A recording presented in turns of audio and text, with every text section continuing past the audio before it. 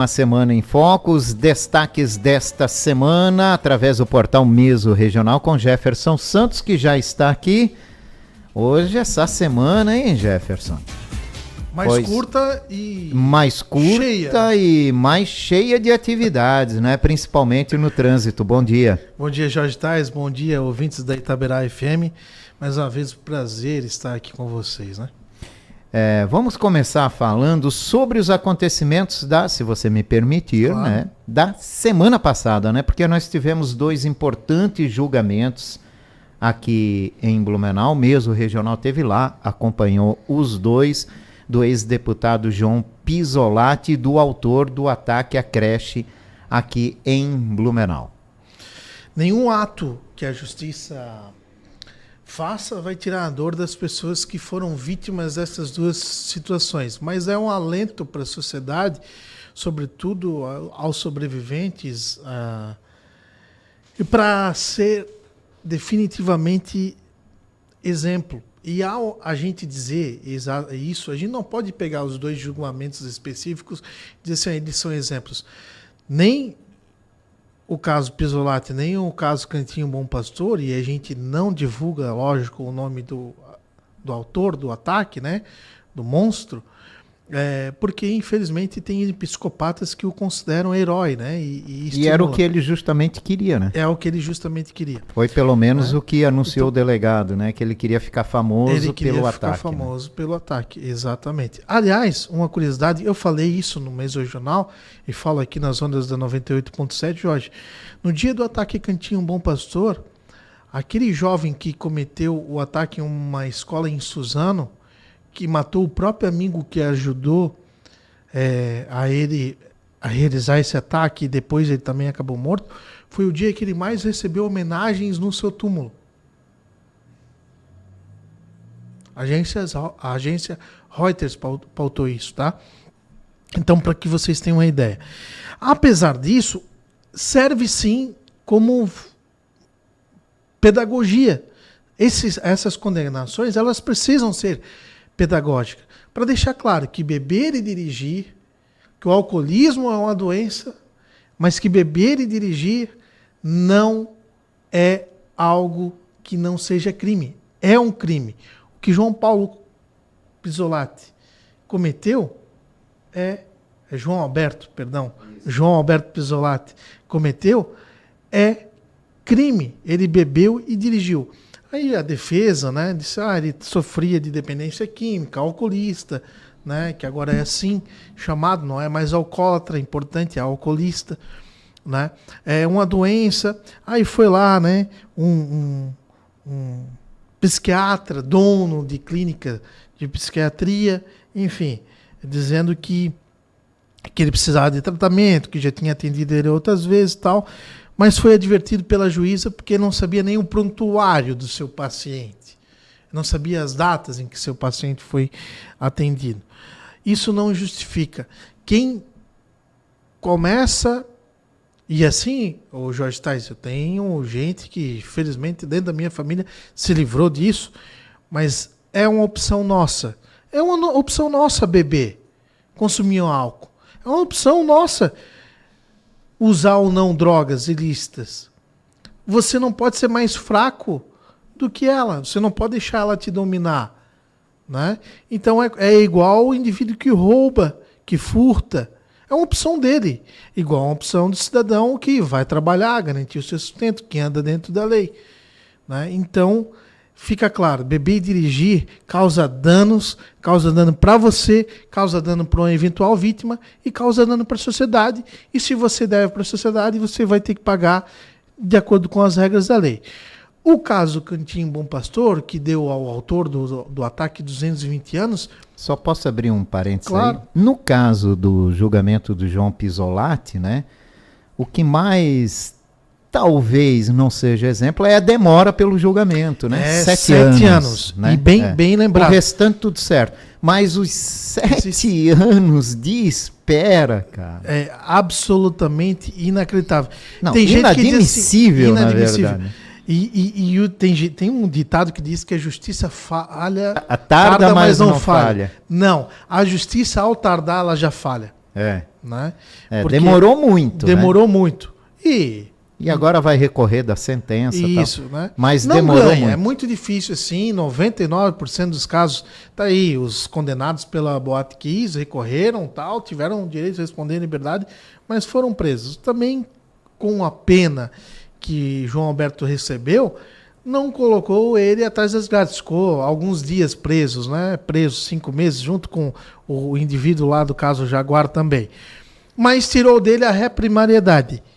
Triste também que a gente não tem mais andança da Operação Lava Jato, que está aí tudo prescrevendo e tal, porque agora, com a condenação pelo Tribunal de Júri, se for condenado lá por conta do envolvimento na Operação Lava Jato, em caso de corrupção, aí sim, de repente, ele pode ir, porque ele já não vai ter mais o benefício de ser réu primário. Perdeu a reprimariedade aí, o João Alberto Pisolatti, né? Lembrando que ele foi citado durante a Operação Lava Jato. Né? Isso, em alguns processos. Pulando agora para o autor do ataque à creche, né, que já era esperado que fosse condenado, que pegasse pena máxima por todos os crimes que ele era julgado. Né? Isso, e assim foi, né?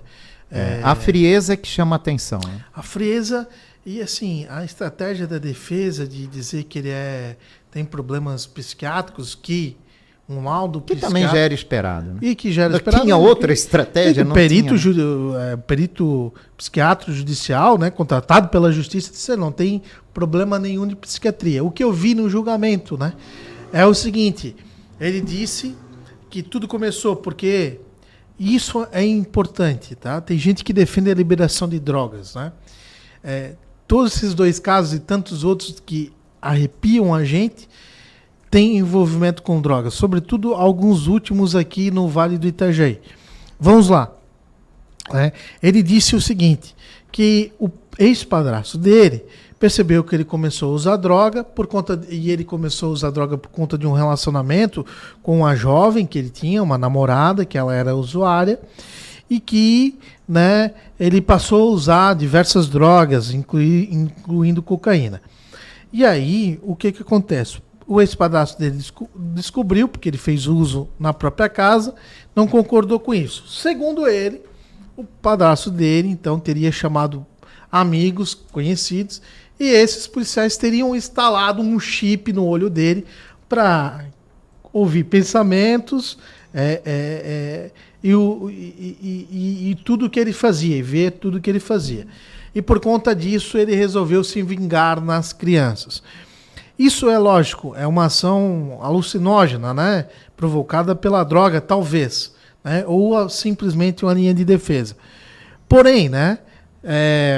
Dá para perceber que talvez seja especificamente uma linha de defesa, Jorge, porque ele soube responder absolutamente tudo que a sua defesa perguntou, a sua história de vida, onde ele nasceu, para onde ele foi, o que ele fez, com o que ele trabalhava, que ele não quis responder a pergunta da acusação, nem da doutora juíza, que presidiu o tribunal de júri, não responderia nenhuma pergunta dos jurados. Então ele tem total discernimento para escolher o que ele quer ou não fazer da vida. Mas, segundo a sua defesa e ele mesmo, ele tem problemas psiquiátricos. Ora, quem tem problemas psiquiátricos, né, que alguém fora de si, vamos dizer, são pessoas que realmente merecem todo o respeito, toda atenção, carinho e atendimento. Que você vai perguntar para uma pessoa que tem problemas psiquiátricos, assim, nossa, você vai comentar para ele assim, que bonita a sua roupa. E ele vai responder, estou tomando suco de laranja. Qualquer coisa fora do contexto de uma conversa. Mas ele não vai responder assim, comprei na loja tal, ganhei de tal pessoa. Porque é uma pessoa fora de si.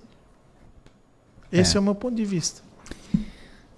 11h17, intervalinho comercial, né? A gente volta já, porque essa semana foi marcada pela violência no trânsito, né? A morte de 2 motociclistas aqui em Blumenau. A gente volta já para falar sobre isso. Do regional, que nessa semana acompanhou 2 graves acidentes de trânsito que resultaram na morte de 2 pessoas que conduziam motos aqui em Blumenau. E é uma tristeza imensa ter que reportar esse tipo de acidente, né, Jefferson?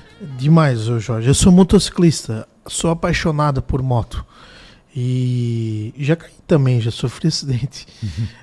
Mas felizmente estou aqui, né? Estou aqui e nenhum dos acidentes que eu sofri causaram fraturas, por exemplo. Pelo jeito de eu conduzir a moto mesmo, né? Com prudência, com cuidado, e mesmo assim acontece. Acontece de carro, né?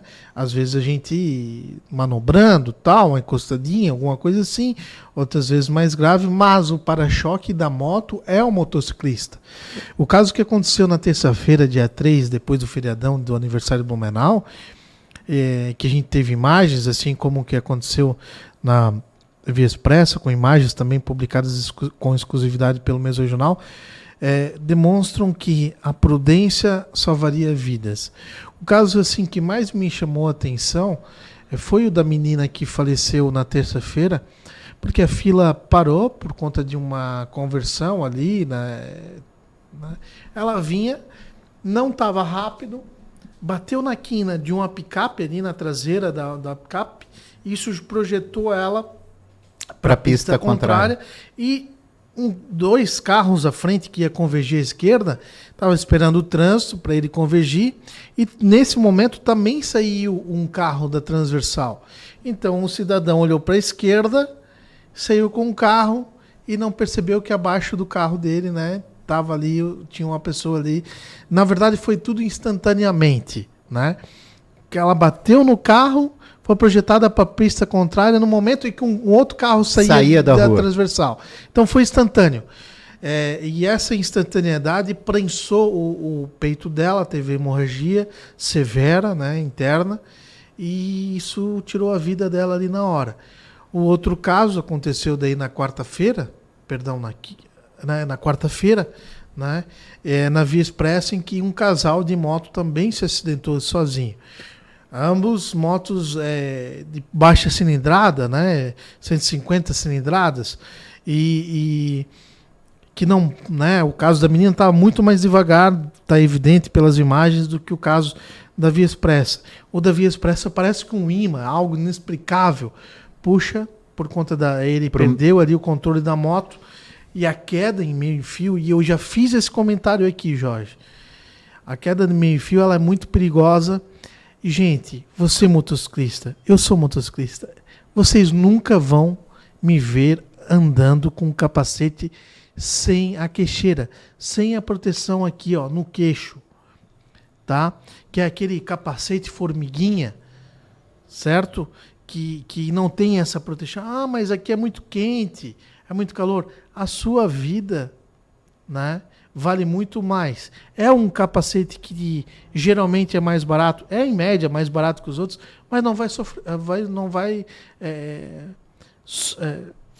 salvar a sua vida, né?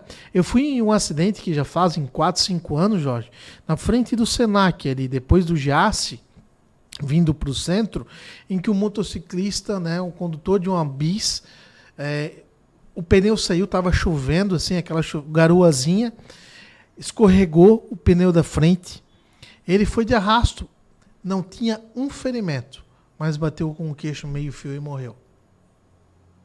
Não tinha um ferimento visível, né? Tem aquela expressão desnucou que os antigos usavam, Foi isso que aconteceu. É um capacete que não deveria ter mais para vender, tá? O que eu vou sem a queixeira, sem a proteção do queixo. Não significa que todos os acidentes com óbito sejam desses capacetes. Da menina lá não era, né? Mas a grande maioria dos acidentes graves eu percebo, principalmente das motos de baixas cilindradas, esses capacetes sendo utilizados, tá? Então eu vou dar uma dica. Eu, por exemplo, tenho 2 capacetes, o estilo Robocop. Se você quer, né? Aliás, nem pode, mas se você tem um óculos de proteção, pode, né? Aí você vai para conversar, para fazer uma entrega, capacete Robocop, você vai abrir aqui na hora que você tem que falar, que você está parado, para dar aquela respirada. Quando você seguir, fecha de novo, e aí compra um seguro, né? Não também os mais baratos, fecha, ele vai te proteger e está tudo certo. E outro detalhe importante, sofreu um acidente com um capacete, custa caro, troca. Ele não serve para 2 quedas, ele não serve para 2 impactos também. Boas dicas. Jefferson Santos, CPI superfaturamento de roçada e limpeza em Blumenau. A Câmara de Vereadores aprovou o requerimento ontem aqui em Blumenau. E agora, então, a abertura dessa CPI depende de um parecer da Procuradoria da Câmara de Vereadores de Blumenau. Mais uma denúncia, né, de superfaturamento do serviço de limpeza e roçadas. É um desmembramento, na verdade, da operação da primeira, né? Limpeza Geral lá do SAMAR. Então, é uma segunda fase dessa operação da Polícia Civil, delegado aí da Delegacia de Combate à Corrupção, né, de repressão à corrupção, faz um trabalho impecável, imparcial, como tem que ser por parte da Polícia Civil, Polícia Militar, merecem esse reconhecimento, né, de forma bastante imparcial aqui na nossa Santa Catarina. E o que acontece? Segunda fase. E agora, já teve a primeira fase dessa operação, que já é desmembramento, que já vem lá da operação do ano passado, né? Enfim. Uhum. Agora, em pleno processo eleitoral, se abre uma CPI.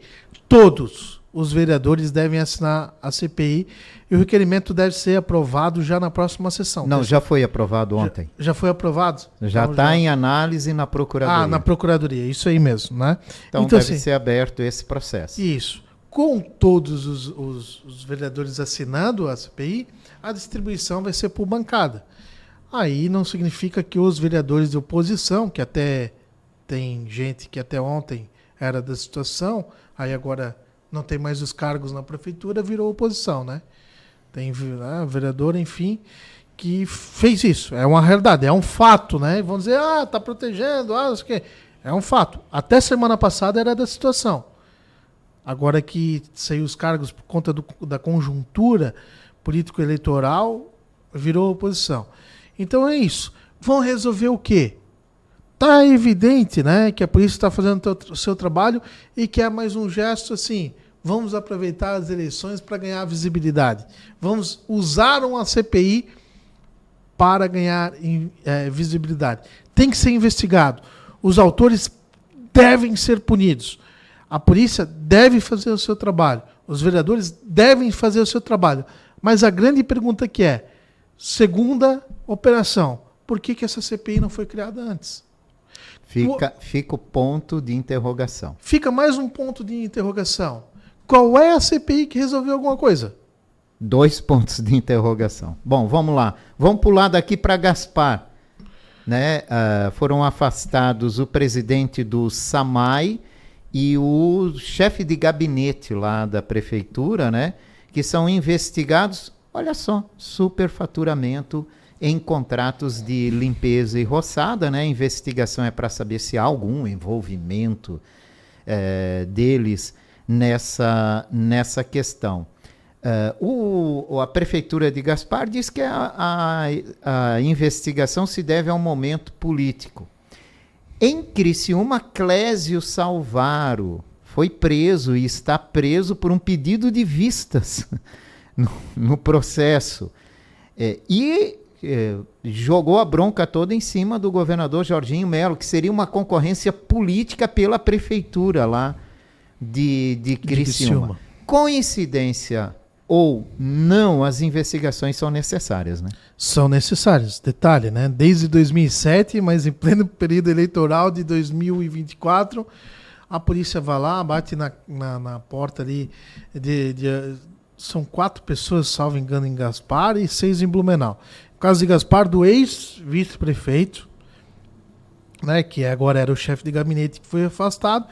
E a gente sabe que também lá em Gaspar muita coisa precisa ser explicada, né? Tinha áudios, apesar disso, algumas pessoas foram mantidas no governo. Aí teve um indivíduo lá que teve um áudio vazado, que também era chefe de gabinete do prefeito, mas que saiu, mas que hoje é indicado lá na Federação dos Municípios de Santa Catarina. Gente, assim, a política tem alguns casos e alguns casos, né? É triste demais a gente imaginar que a polícia pode ser usada. Não acredito nisso, mas é triste demais se a polícia estivesse sendo usada para fins eleitoreiros. Isso seria triste demais, né? Essas questões das prisões, né, o que também me deixa com a pulga atrás da orelha, olha, um pedido de vista lá em Criciúma, isso vai para uma prisão. E um caso, desde 2017, em Gaspar, que está sendo investigado, a polícia bate na porta do cidadão e ninguém vai preso, a gente também precisa de uma explicação. Né? Tem muito mais. Eu acho que o que está faltando mesmo nessas questões aí, dessas investigações, que são necessárias, que se fazem necessário, é a divulgação do andamento do processo, porque Exato. A gente não sabe. A polícia diz, mas a isso gente não atrapalha sabe. as investigações. Mas olha, vocês chegaram até esse ponto com base em provas, que apresentaram para o Ministério Público e para o Poder Judiciário. Essas provas precisam se tornar públicas. Porque há o alarde todo no momento da chamada operação. E por que ninguém vai preso? Aqui em Blumenau a gente teve um indivíduo que foram na casa dele e apreenderam R$200 mil em espécie. E hoje é candidato a vereador. E aí? E o processo? E a investigação? Como é que está? Pois é. É uma dúvida que fica, né? Quem quer votar nessa pessoa e tem dúvida? Exatamente. Como é que fica, né? Ou, por que está participando do pleito? Tem todos os direitos políticos ainda. Aliás, vamos talvez entrar no outro assunto. Todos os direitos políticos preservados? Como alguém que se envolve em um escândalo de corrupção tem os direitos políticos preservados ainda? Ou foi inocentado e não foi divulgado. Exatamente. Que é outro problema, né? E porque maior. atrapalha daí a candidatura. Vamos citar o caso do reitor da UFSC, que foi preso, que não se provou absolutamente nada contra ele, foi preso acusado de intervir no processo, quando na verdade ele era tão vítima quanto a própria instituição e ele pediu informações para dizer, eu quero saber o que está acontecendo dentro da universidade, para afastar quem tem que afastar. E aí ele foi preso, acabou, né? Acontecendo tudo o que aconteceu. Exatamente. Vamos lá, mudando de assunto, não vai ter aumento nos preços da Oktoberfest neste ano. Né? Chopp vai ser o mesmo valor, brinquedinho mesmo valor, tudo a mesma coisa, né? Entrada mesmo valor. Não teve taxação no Oktoberfest hoje tá brincadeira à parte aqui. Mas tá difícil para todo mundo, né? A festa é um ícone de Blumenau, importante, e manutenção dos preços que não ficaram baratos, né? Ano passado já teve um aumento considerável, vamos ver, talvez essa é uma proposta que já foi feita lá, né, quando foi feita a licitação no ano passado para nova cervejaria. Tem as cervejarias artesanais, mas eu percebi também que os preços nas cervejarias estão sendo mantidos. Eu sou um consumidor de chopp, Jorge, e às vezes eu pego, né, às vezes com um amigo, às vezes com um conhecido, com um anunciante do mesmo jornal, e perguntou quanto é que está o teu chopp aí. A gente percebe que os preços foram mantidos, então realmente não há, né, o porquê realmente aumentar aplicar o valor um reajuste. E aí, lógico, não é só de chopp que sobrevive ao Oktoberfest. Tem uma gama de produtos, mas aumentar realmente tende a afastar o público, né? É uma das festas mais baratas do Brasil, né? Você vem aqui, compra um ingresso mais ou menos, uma média aí de R$40, para entrar no início da tarde e ficar até o final da madrugada, e com inúmeras atrações. Não tem nenhum outro lugar, festa que eu conheço, nessas proporções no Brasil, por esse valor aí. E a expectativa, hein? Porque ano passado a gente teve uma Oktoberfest diferenciada, pela primeira vez interrompida. Não deu para a gente ter um parâmetro muito bacana da festa, né? Devido à enchente, à interrupção. E a expectativa para esse ano? Será que vai refletir em aumento de público? Eu acho que vai ser sim melhor do que no ano passado, que foi mais longa, né? Por conta justamente das enchentes. Aliás, falando em enchente, sai o El Ninho, entra a Laninha. Laninha. Laninha com seca, gente. Então talvez. Sai enchente e entra seca. Então, talvez realmente vai dar mais sede para a galera vir consumir chopp. Eu acho que vai aumentar sim, com relação pelo menos ao ano passado. A expectativa é essa. O parque está sendo aumentado, né? O parque, a Vila Germânica ali está sendo ampliada. Boulevard, né? Que vai ser inaugurado agora em breve. Para oferecer mais conforto e proporcionar também um pouquinho mais de público, né? Então vamos ver, eu acho que é um primeiro ano dessa ampliação, mas eu acho que sim, eu acho que o clima é esse. Aliás, falando em clima é esse, tá chegando hoje em Blumenau, gente de todo o Brasil, Jorge, fugindo do assunto, mas ainda falando em cultura e eventos de Blumenau, para vir no Encontro Nacional dos Lareiristas. Eu sou lareirista. Tem gente que já chegou em Blumenau. Não, já chegou hoje, ontem, né? Já tinha um movimento intenso, né? Já começou hoje, ou começa hoje. Os eventos, o forte vai mesmo até é amanhã. Domingo, né? Isso, amanhã e domingo. Vai até domingo. Amanhã tem desfile de 7 de setembro, aqui na rua 15 de novembro, a partir das 9 horas da manhã. A Prefeitura de Blumenau emitiu um decreto proibindo manifestações políticas, né? Durante... falar já também, né? Nem dá. Blumenau nem gera polêmica, né, João? Manifestações políticas aí durante o desfile. Tem encontro dos orquidófilos e a festa das orquídeas ali na Vila Germânica, sim, né? Que é uma festa muito bonita. Esse encontro dos lareiristas vai proporcionar muito bons negócios para o pessoal das orquídeas. Eu com certeza, sem dúvida nenhuma, né? Vai ser muito interessante. É um final de semana e tanto com previsão de tempo firme e aumento de temperatura, principalmente no domingo. Então, para você que vai ficar por aqui, tem muito o que fazer nesse final de semana. É isso aí. Um abraço, Jefferson. Ótimo final de semana. Um beijo para quem é de beijo, um abraço para quem é de abraço, um ótimo final de semana a todos, com responsabilidade. Se for viajar, tem gente que vai ter a oportunidade de feriado, que trabalha no sábado, né? Para passear, vá com muita prudência, com muito cuidado no trânsito. Gente, daqui para frente é só mais ansiedade. Tá chegando as eleições, depois do final do ano, a gente percebe, as pessoas vão ficando mais ansiosas. Vamos controlar, querendo fazer tudo mais rapidinho, né? Mais acelerado. Mas vamos controlar que vai dar tudo certo. A gente tem que viver um minuto de cada vez. E lembrando, né? Com calma a gente chega lá no mesmo tempo. Olha só que interessante. No mesmo tempo, exatamente. É verdade. Valeu, Jefferson. Ótimo final de semana. Jefferson Santos, do Portal Mesmo Regional com a Semana em Foco.